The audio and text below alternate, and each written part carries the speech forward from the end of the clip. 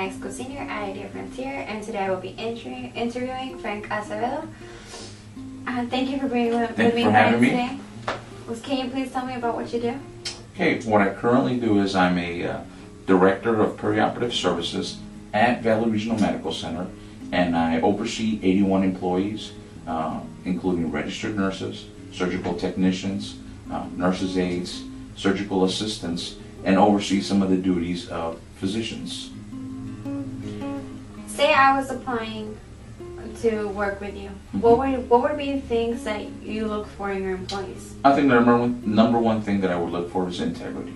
Do you do the right thing when nobody's looking? Are you on time?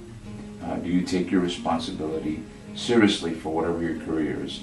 If you're a nurse or if you're a surgical technician, and how committed are you to your profession? That's what I would look for as an employer. And that's very important because all those qualities are needed. I would also want to know how much you made currently and how much you made at the beginning of your career. Okay, as long as this video is not sent to the IRS, I have no problem disclosing that.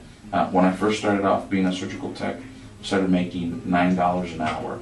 That was back in 1996. When I became a registered nurse, my starting pay was $17 an hour, and as a registered nurse, between $28 to $30 an hour.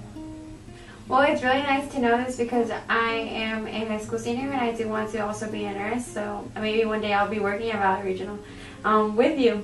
Okay, great. Just be on time. Of course I will be. Queasy at the sight of blood, bodily fluids, that kind of stuff. If you do, then medicine may not be the right, nursing may not be the right area, but there's other areas where you don't deal with that as much. So I guess it's really gauging yourself to see what your limitations are to be able to determine where it is that you want to work.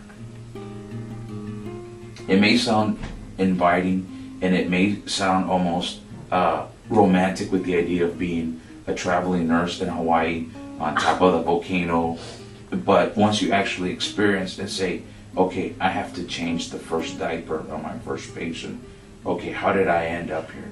So you need to make sure that your expectations are as realistic when you do decide what you want. Can I give you a real simple analogy? If you were building a house, you wouldn't start with the roof, right? No. You'd start with the foundation and the walls. It's the same thing with your experience. You want to get a good solid foundation, and if you really want to be clinically a superior nurse, then you want to get the hard stuff. ICU, emergency room, OR, cath lab. You do all that stuff, put it under your belt, you can go anywhere and do anything. Thank you for being here, Frank. This has been Dania reporting from Idea Frontier College Prep, and I am all in.